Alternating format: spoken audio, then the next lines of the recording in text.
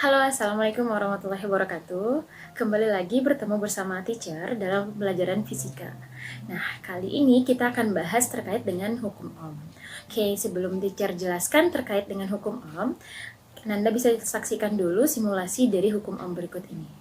Oke, kita perhatikan sama-sama. Ketika tegangannya bernilai 1 volt, maka kuat arus yang dihasilkannya adalah 1 miliampere. Nah, ketika dinaikkan 2 kali lipat atau tegangannya dinaikkan menjadi 2 volt, maka kuat arus yang dihasilkannya adalah sebesar 2 miliampere. Oke, next kita lanjutkan lagi. Satu lagi percobaannya adalah ketika tegangannya dinaikkan menjadi 4 volt. Maka yang terjadi di sana adalah kuat arus yang mengalir itu adalah 4 miliampere. Nah, dari percobaan yang tadi sudah dilakukan, maka seorang ahli yang bernama George Simon Ohm mendapatkan sebuah kesimpulan bahwa besar kuat arus yang melewati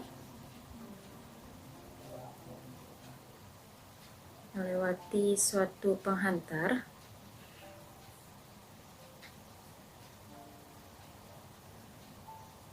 sebanding dengan besar tegangan atau beda potensial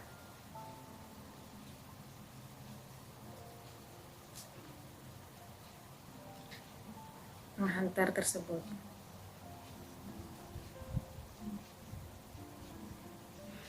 Nah, nilai perbandingan ini selalu konstan yang dikenal nanti dengan hambatan. Dan nilai perbandingan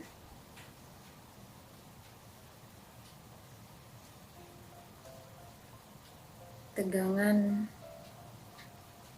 dan arus menghasilkan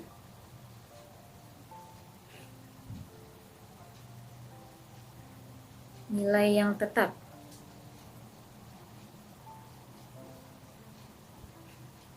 dan dikenal dengan istilah hambatan.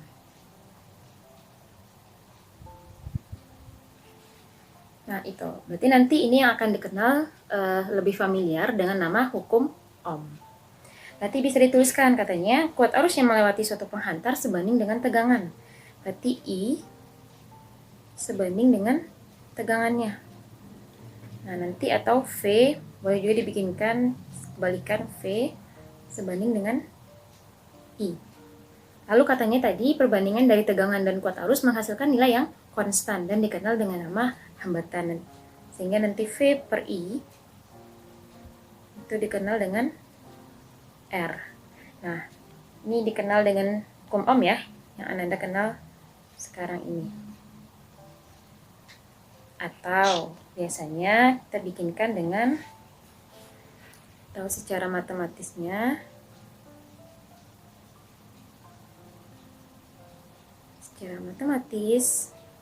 bisa kita tulis V I kali R. Nah, keterangannya V adalah tegangan atau beda potensial. Satuannya adalah volt. I adalah kuat arus. Satuannya adalah ampere. Dan R satuannya besarnya adalah hambatan. Satunya adalah Ohm. Oke. Nah, kalau dibuatkan dalam bentuk grafik, berarti ketika kita buatkan dalam bentuk grafik di sini, ini grafik, ada bagian mendatar dan tegak.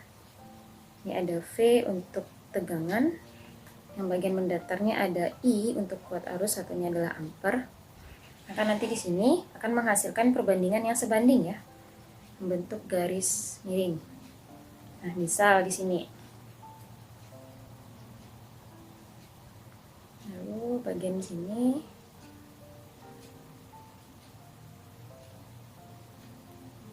Nah, ini ada V1, ini I1, ada V2, ini ada I2, ini ada V3, ini ada I3. Nah, nanti nilai perbandingannya akan konstan, berarti V1 per I1 sama dengan V2 per I2, juga akan sama dengan V3 per I3. Nah, ini nanti dikenal dengan istilah R. Berarti kalau nanti teacher bikinkan di sini ada membentuk sudut sebesar alfa di sini, maka harga R-nya, maka di sana R sama dengan tan alfanya. Nah, itu. Berarti bisa nanti muncul bermacam-macam versi soal dari kasus hukum Ohm ini. Oke, biar lebih paham, kita akan latihan di versi soal berikut ini. Agar Anda lebih paham tentang konsep dari hukum Ohm, kita masuk pada contoh soal berikut. Nah, di layar, kita sudah bikinkan satu buah contoh soalnya. Oke, katanya adalah sebuah bola lampu dengan hambatan 20 ohm.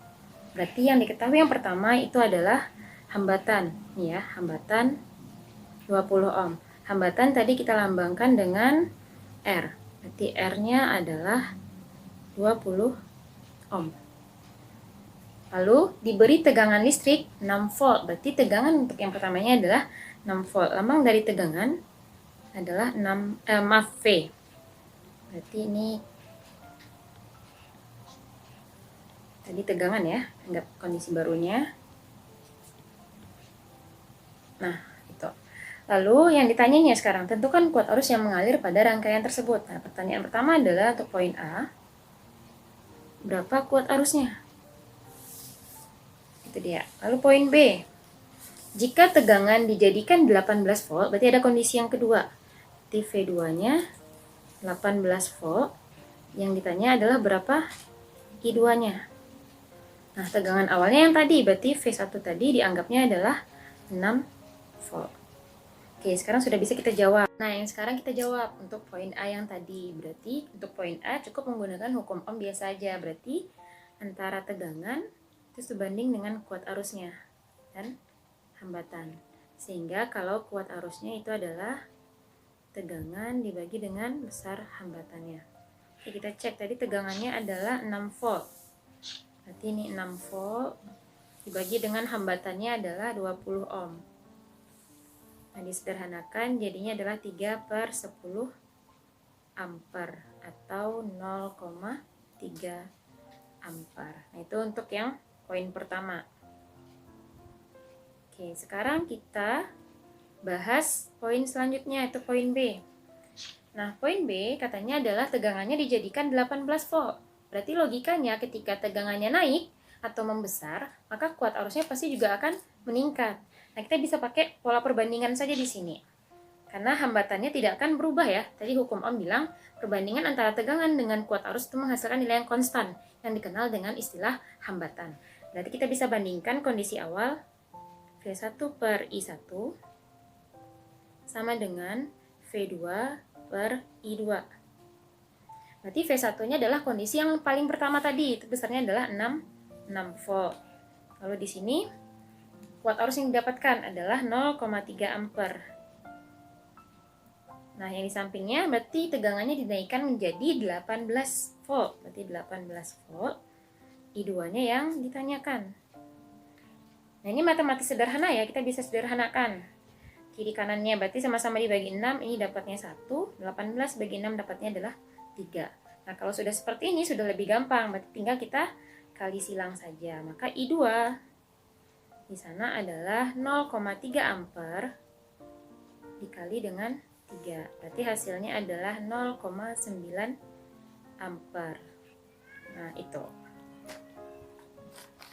Gampang ya untuk hukum Ohmnya. Nah, untuk persamaan hukum Ohm sebenarnya Anda bisa sederhanakan bentuk kayak seperti segitiga.